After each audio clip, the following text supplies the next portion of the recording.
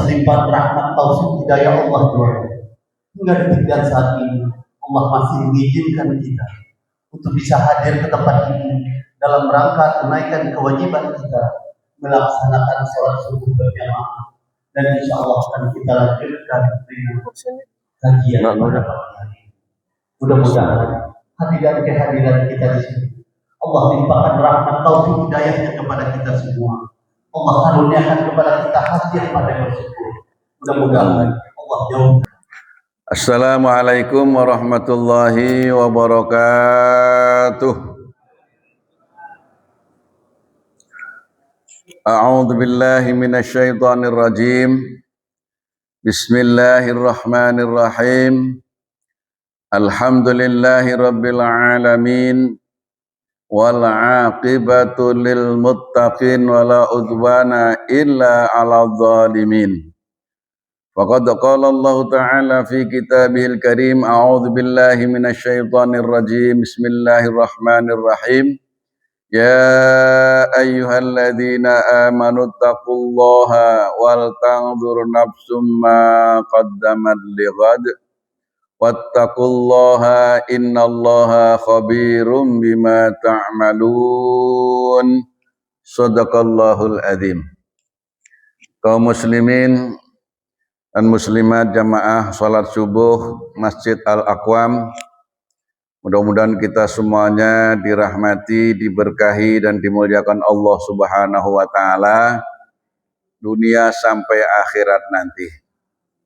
Alhamdulillah, dengan izin dan takdir Allah, sampai subuh pagi hari ini kita semuanya dalam ketetapan iman Islam, dalam kondisi sehat walafiat.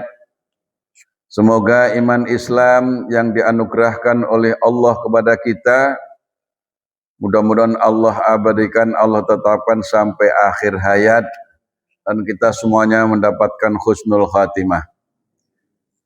Kesehatan yang Allah berikan kepada kita, mudah-mudahan kita mampu mensyukurinya dengan menggunakan nikmat sehat itu untuk pengabdian kita, ibadah kita kepada Allah Subhanahu wa taala. Salawat berbingkaikan salam semoga tetap Allah limpah curahkan kepada insan yang mulia, insan yang bijaksana, insan yang paling berhasil membangun rumah tangganya, insan yang berhasil untuk memberikan keselamatan umatnya. Beliau adalah baginda Nabi kita Muhammad sallallahu alaihi wa alihi wasallam. Jamaah sekalian yang dirahmati Allah, sebelum kita lanjutkan kajian, mari dengan ikhlas kita membaca Ummul Quran suratul Fatihah. Yang pertama kita doakan almarhum Bapak Haji Sodikin. Nih, karena saya baru pertama kali nggak ada beliau ini, rasanya kayak masih ada gitu. Mudah-mudahan beliau diberikan tempat yang layak di sisi Allah Subhanahu wa taala. Allah terima iman Islamnya, Allah terima amal solehnya, dan Allah jadikan kuburnya raudhah min riyadil jannah. Yang kedua, kita niatkan untuk kesembuhan Bapak Haji Hariri yang sedang dirawat yang dengan sakit. Mudah-mudahan Allah angkat penyakitnya, Allah berikan kesehatan sebagaimana sedia kala, dan kembali bisa beraktivitas, berkumpul dengan kita di masjid kita tercinta. Allahumma ya syafil amrad, Allahumma ya syafil amrad, Allahumma ya syafil amrad. Allahumma ghfir lahu warhamhu wa'afi wa'fu anhu. Al-Fatihah. A'udzu billahi minasyaitonir rajim. Bismillahirrahmanirrahim. Alhamdulillahi rabbil alamin arrahmanir rahim maliki yaumiddin. Iyyaka na'budu wa iyyaka nasta'in ihdinas siratal mustaqim. Siratal ladzina an'amta 'alaihim ghairil maghdubi 'alaihim waladdallin.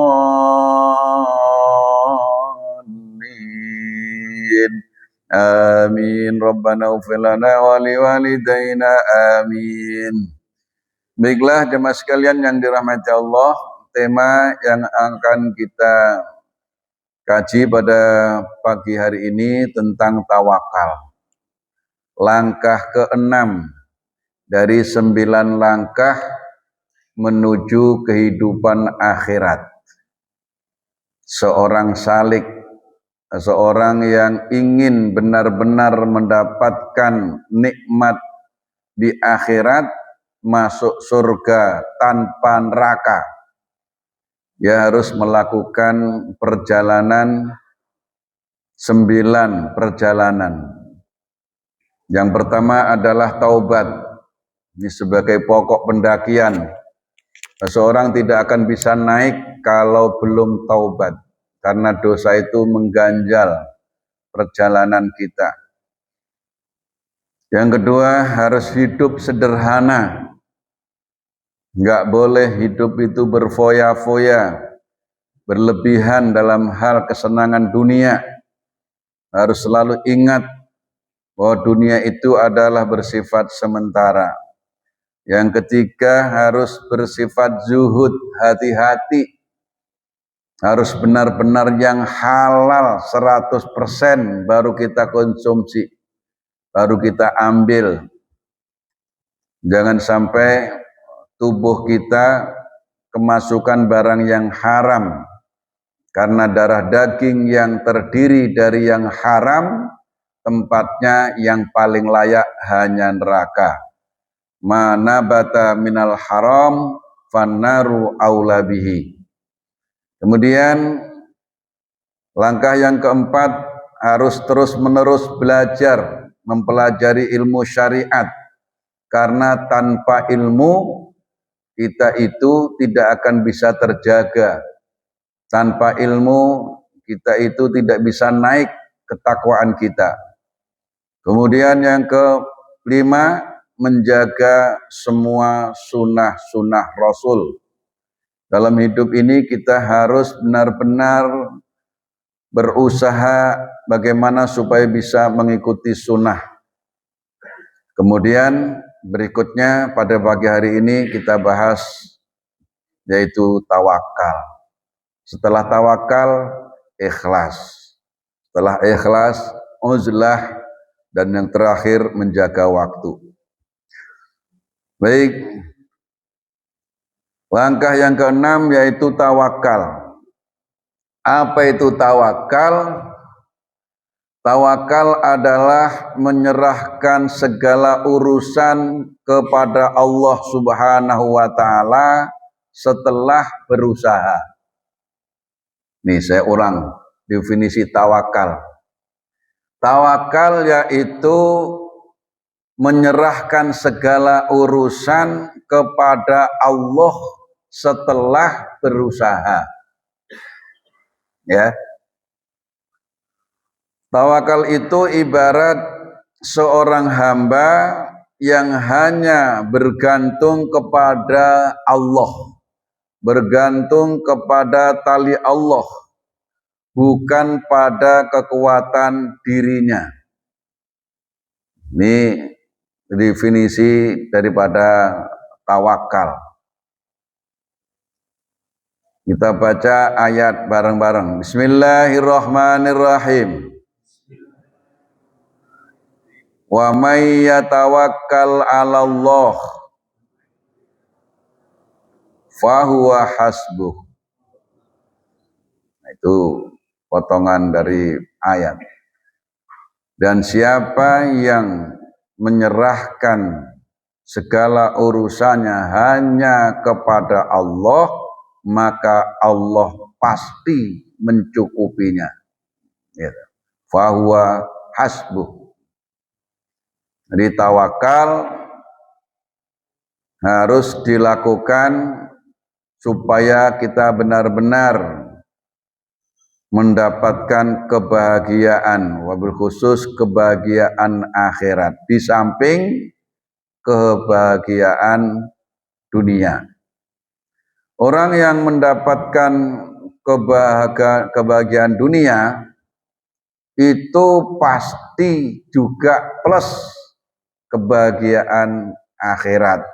kalau kebahagiaannya ngukurnya dari sisi agama. Dan kebalikannya, orang yang sudah dipastikan oleh Allah mendapatkan kebahagiaan akhirat, itu juga dipastikan dunianya juga pasti bahagia. Gitu. Bismillahirrahmanirrahim. Lagi suaranya yang bisa menghilangkan ngantuk. Supaya hilang ngantuk bagaimana suaranya? Kenceng. Bismillahirrahmanirrahim. Fa idza azamta fatawakkal 'ala Allah. Innallaha yuhibbul mutawakkilin. Fa idza azamta fatawakkal 'ala Allah.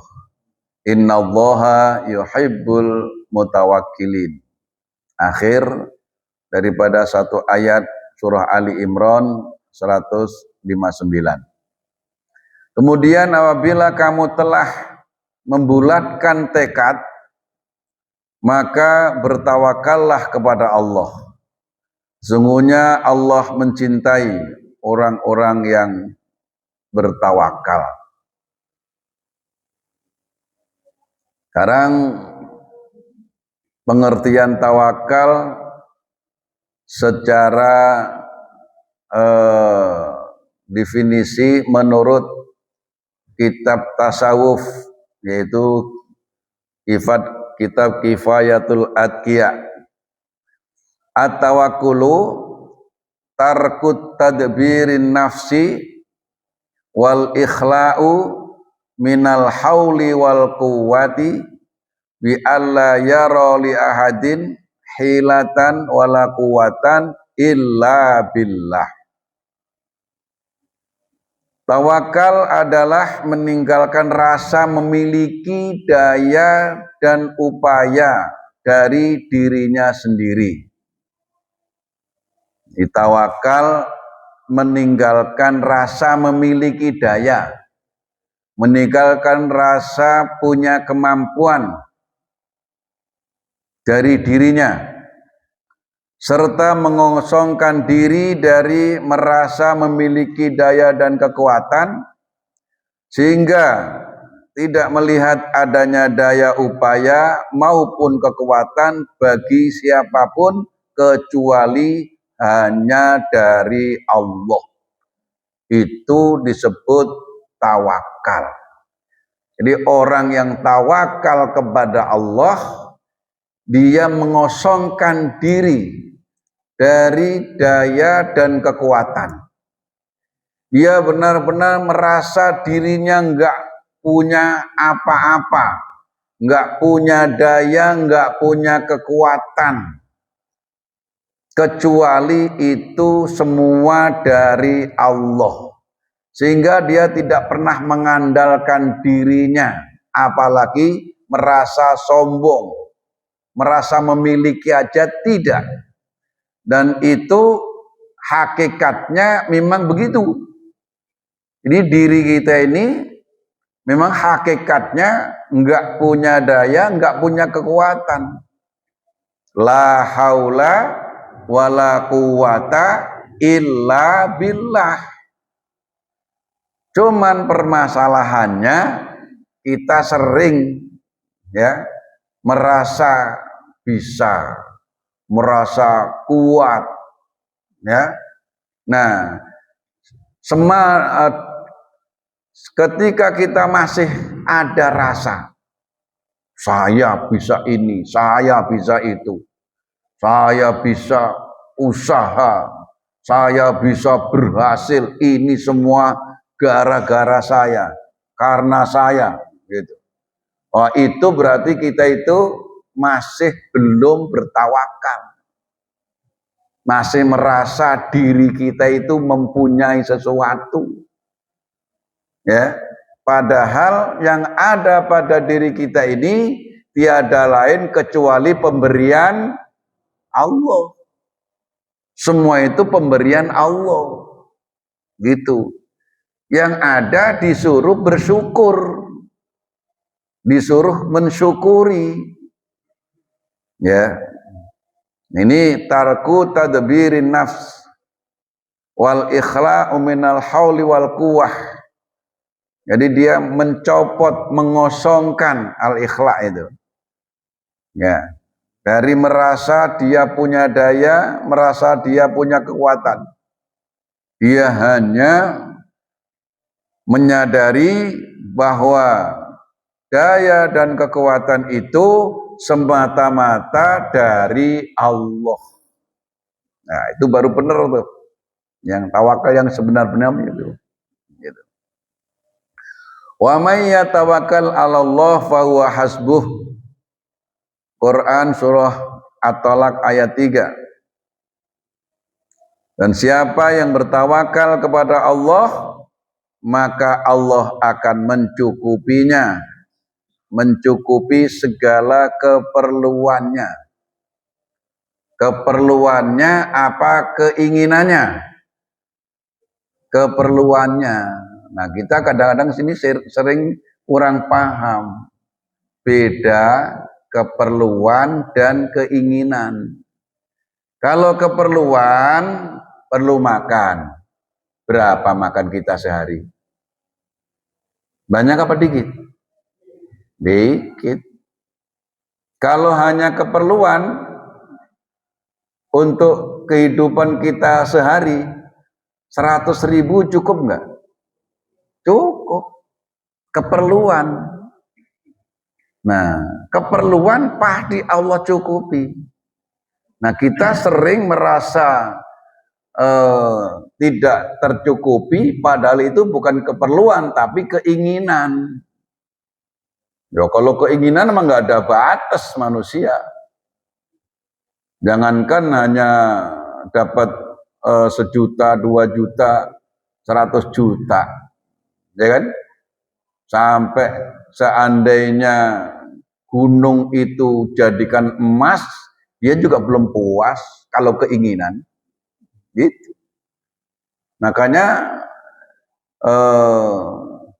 yang orang yang masih mau berbuat curang itu justru kadang-kadang orang yang sudah duitnya banyak.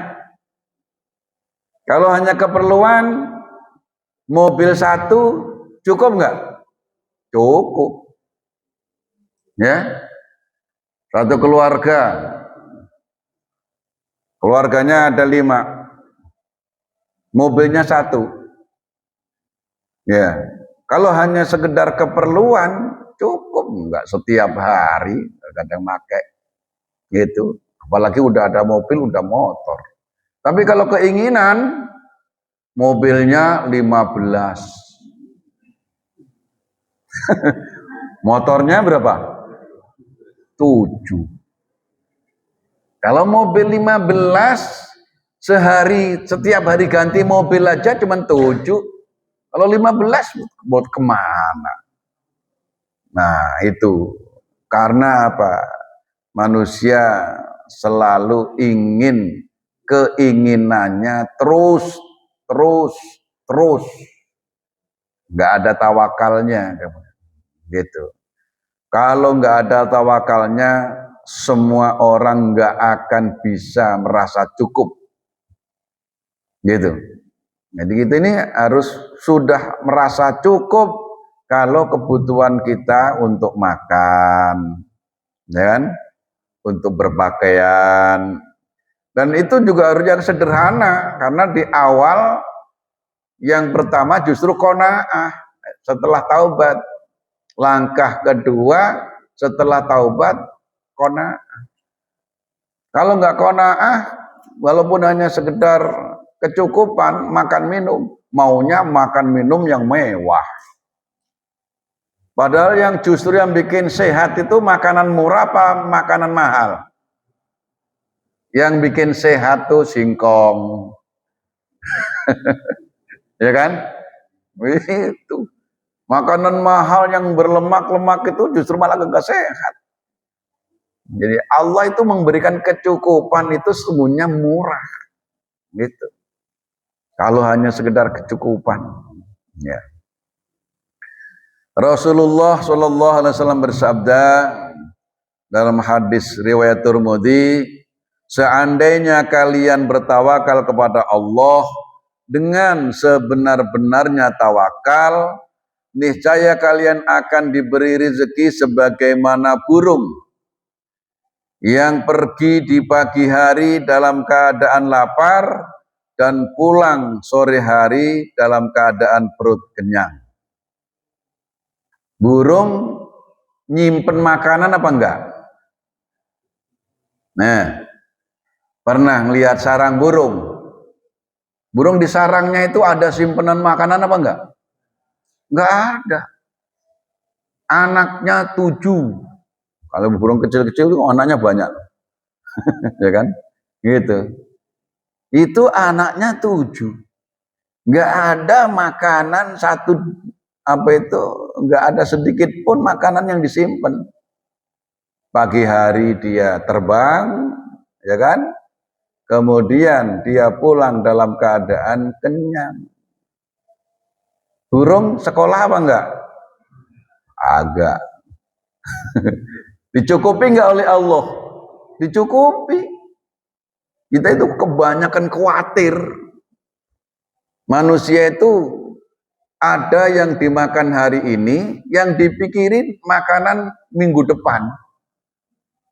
Udah cukup sampai seminggu yang akan datang, yang dipikir sebulan yang akan datang, bahkan setahun yang akan datang, sehingga isinya hanya khawatir aja.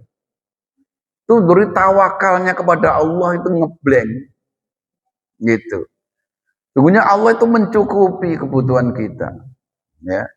Semiskin apapun orang ternyata sampai umur sekian masih makan, masih minum, masih hidup, itu menunjukkan Allah cukupi. Gitu. Jadi kata Nabi, jika kamu benar-benar bertawakal kepada Allah, maka Allah akan mencukupi kamu, bahkan diibaratkan seperti burung yang pagi-pagi dia itu terbang dalam keadaan lapar, pulang sore dalam keadaan kenyang. Gitu. Kalau burung itu lepas, bebas di udara, burung nggak ada yang mati, kelaparan. Tapi ketika manusia ngambil alih, burung dipelihara, masukkan sangkar, kemudian lupa dia pergi. Lupa, mati apa hidup? Mati. Manusia yang ngambil alih soalnya. Tapi yang lepas di udara enggak ada burung mati kelaparan. Justru kalau manusia ikut campur dalam urusan Allah, itu malah jadi sengsara itu burung. Karena yang menjamin rezekinya Allah. Wa qala an-nabiyyu sallallahu alaihi wasallam, man inqata'a ila Allah azza wa jal kafahu Allah taala kulla mu'nah wa razaqahu min haitsu la yahtasib. Nabi bersabda, barang siapa yang bergantung hanya kepada Allah azza wa jalla, maka Allah akan mencukupinya dari segala urusan. Dan Allah akan memberinya rezeki dari arah yang tidak disangka-sangka. Ya, ini jaminan nih. Orang yang benar-benar menggantungkan urusannya kepada Allah, pasti Allah cukupi. Maryam yang disebutkan dalam Al-Quran, dia melahirkan dalam keadaan seorang diri di bawah pohon kurma. Kemudian habis melahirkan, yang namanya ngelahirin kan tenaga ini terkuras habis. Ya toh? Oh, bapak-bapak pernah ngelahirin? Oh, pantesan enggak jawab. Kalau habis melahirkan kan ya kita ngeliatin aja, Masya Allah. ya kan? Bahkan taruhannya nyawa. Begitu sudah habis melahirkan dalam keadaan lunglai, capek, tenaga habis, terus lapar. Dia minta makan, gitu, ngadu ke Allah. Oleh Allah disuruh menggerakkan, atau kalau kata bahasa sekarang ngorak, diorak pohon kurma. Pohon kurma gede, gitu. Sedangkan dia nggak ada tenaganya. Kira-kira kalau buat ngorak pohon kurma, gerak nggak pohon kurma? Kagak gerak, gitu. Tapi yang namanya tawakal harus disertai dengan usaha. Sehingga walaupun nggak ada tenaganya, oleh Allah disuruh, harus gerakin aja. Nanti yang menjatuhkan Allah. Yang penting udah usaha. Pegang pohon kurma, keluar tenaga, walaupun nggak gerak sama sekali. Tapi Allah yang menjatuhkan, langsung kerutuk, rutop lagi. Itu apa namanya, kurma yang masih mengkel tuh, yang gizinya tinggi, gitu. Itu tawakal.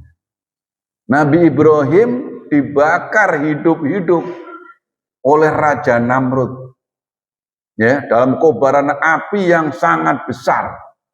Itu api yang begitu membumbung tinggi, dari jauh aja mendekat itu udah panas, apalagi di dalamnya, ya. Tapi Nabi Ibrahim cukup membaca dan tawakal kepada Allah, dia ucapkan hasbunallah wa ni'mal wakil. Hasbunallah, yang mencukupi aku adalah Allah. Sampai ditawarin oleh malaikat Jibril, Ibrahim, saya bantu, gitu. Saya bantu biar kamu tidak terbakar. Bisa saya angkat kamu dari sini, terserah. Pokoknya saya bantu. Kata Nabi Ibrahim, kamu membantu saya, kamu minta kepada siapa? Minta kepada Allah. Lah kalau memang minta kepada Allah, kenapa nggak saya langsung aja? Akhirnya permintaan malaikat Jibril ditolak. Karena hanya mengandalkan Allah. Siapapun makhluknya, termasuk malaikat aja ditolak. Karena benar-benar hanya bertawakal kepada Allah. Akhirnya apa? Yang begitu panasnya api, panas bagi orang lain. Bagi Nabi Ibrahim, karena dikomandoi oleh Allah, ya naru, wahai api, dinginlah kamu, bardan, dinginlah kamu. Wassalaman ala Ibrahim, selamatkan Ibrahim. Karena api memilik Allah, disuruh Allah dingin, dingin. Kalau kita yang nyuruh, tetap kebakar. Gitu. Ya, jadi semua ini milik Allah semua. Yang ada di jagat raya ini milik Allah. Jadi kalau kita bertawakal kepada Allah, jangan ragu sedikit pun. Malah kita kadang-kadang kepada Allahnya ragu, kepada jabatan enggak. Kalau punya jabatan udah merasa cukup. Kalau sudah punya saudara kaya, udah merasa cukup. Kalau sudah di-backingin sama jenderal, merasa aman. Allahnya malah ditinggal. Padahal semuanya itu milik Allah. Gitu, ya. Ya, makanya orang yang benar-benar bertawakal pada Allah nggak ada. Ya. Siti Hajar. Siapa Siti Hajar? Istrinya Nabi Ibrahim, ibunya Ismail, dihajar, ya kan? Ya, itu ketika dibawa ke ke gurun, padang pasir yang jauh dari mana-mana, yang nggak ada makanan, nggak ada air, ya. Rabbana inni askantu min dzurriyyati biwadin ghairi zar'in inda baitikal muharram Rabbana liyuqimus shalah. Itu Siti Hajar ditinggal oleh Nabi Ibrahim dengan anaknya yang masih menyusu. Lalu ketika Nabi Ibrahim mau meninggalkan dia tanya, wahai suamiku Ibrahim, engkau mau pergi dari sini apakah karena perintah Allah? Nabi Ibrahim menjawab, iya, karena mau dakwah tempat lain, gitu. Nah, Siti Hajar nih perlu ditiru nih oleh ibu-ibu. Apa kata Siti Hajar? Kalau kamu pergi karena perintah Allah, maka yang mengurus saya di sini juga Allah. Kepada suami aja dia nggak ngandelin, dia ngandelinnya hanya kepada Allah. Tapi prakteknya harus berjuang.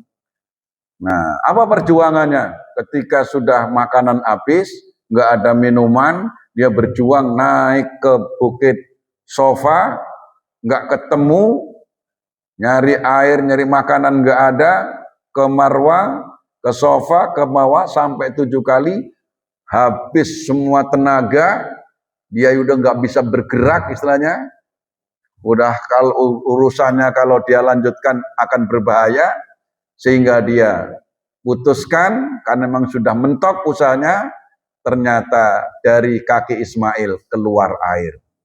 Dicukupi enggak oleh Allah? Dicukupi.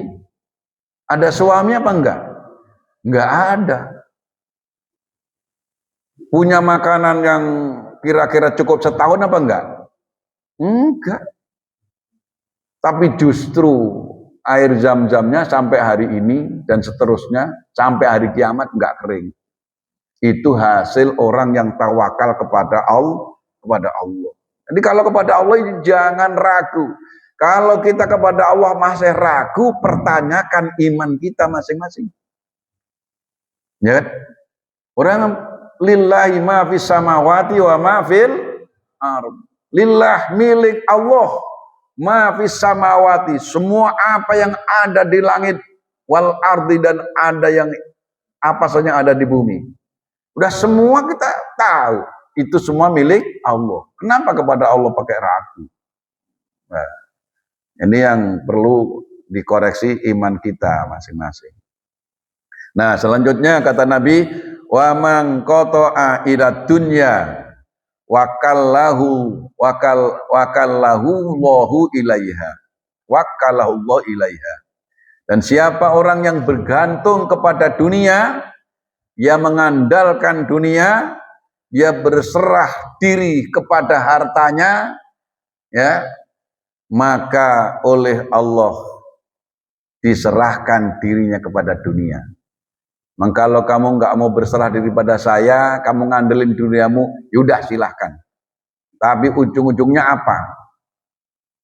Sakit mah tetap sakit. Orang kaya sakit apa enggak?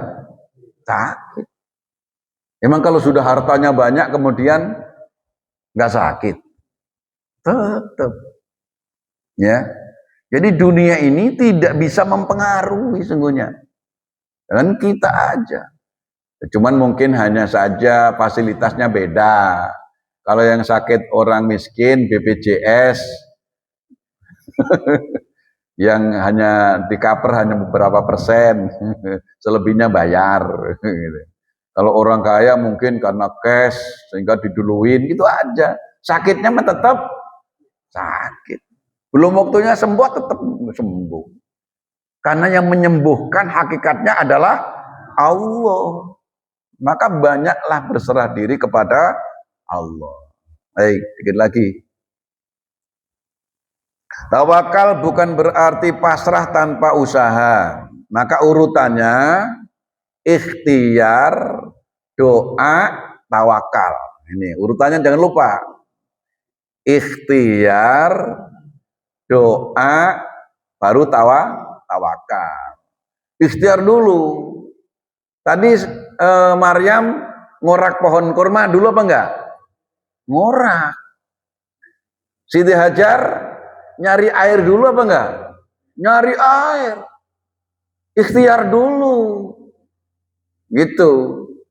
Setelah itu kemudian enggak lupa selalu berdoa. Kalau kita sudah ikhtiar cara maksimal, sudah berdoa kepada Allah, baru kita pasrah. Allah ngasihnya seberapa, terima. Bahkan Allah belum ngasih, sabar. Pokoknya sudah serahkan diri kepada Allah. Begitu caranya. Dan ini selama hidup kita harus begitu. Kita harus usaha, harus berdoa, lalu harus tawakal. Kalau kita sekedar ikhtiar, lalu nggak mau berdoa, berarti meninggalkan Allah, sombong. Maka ketika dia berhasil nepuk dada, siapa dong saya? Gara-gara apa itu? Gara-gara dia tidak tawakal dan tidak berdoa. Lupa kepada Allah. Seolah-olah dia yang punya kemampuan. Gitu.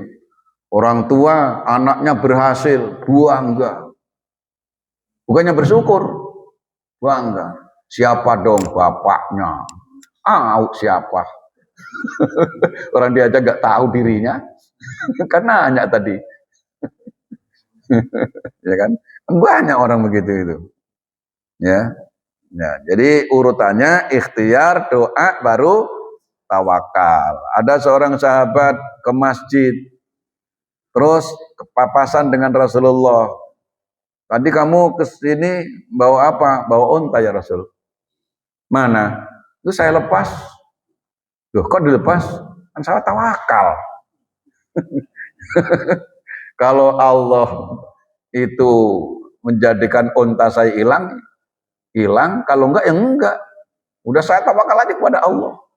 Apa kata Nabi? Ikat dulu, baru tawakal. Masa diikat aja belum udah tawakal? Ya. Tapi tawakal enggak boleh lupa. Karena memang semua itu adalah urusannya Allah yang memberi. Gitu. Ini orang itu akan mendapatkan ketenangan kalau sudah bersandarnya kepada Allah. Kalau bersandar pada orang kaya bisa bangkrut. Bersandar kepada pejabat pensiun. Dulu gagah. Begitu udah pensiun, udah nggak berlaku tanda tangannya. Ya. Nah terakhir, buah tawakal. Hasil orang kalau tawakal, satu, hati menjadi tenang. Kalau orang itu berserah diri pada Allah, pasti mendapat ketentraman hati. Yang kedua, mendapatkan kecukupan dari Allah. Yang ketiga, terhindar dari putus asa. Kalau sandarannya kepada Allah, dia berharap kepada Allah, dia tidak akan putus asa. Ya. Tapi kalau dia mengandalkan dirinya tidak merasa tidak mampu, maka dia putus asa. Karena kemampuan dirinya terbatas. Gitu. Maka ada orang itu sampai bunuh diri, segala macam itu. Karena dia ngandelin dirinya. Coba kalau dia itu tawakal kepada Allah, enggak ada orang bunuh diri. Ya. Yang terakhir, mendapat cinta Allah. Orang yang bertawakal kepada Allah, Allah suka. Innallaha yuhibbul mutawakkilin. Terima kasih.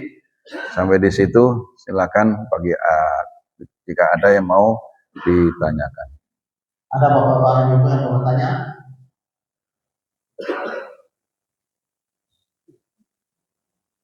Mudah-mudahan nggak ada. Saya ada Pak Ustaz.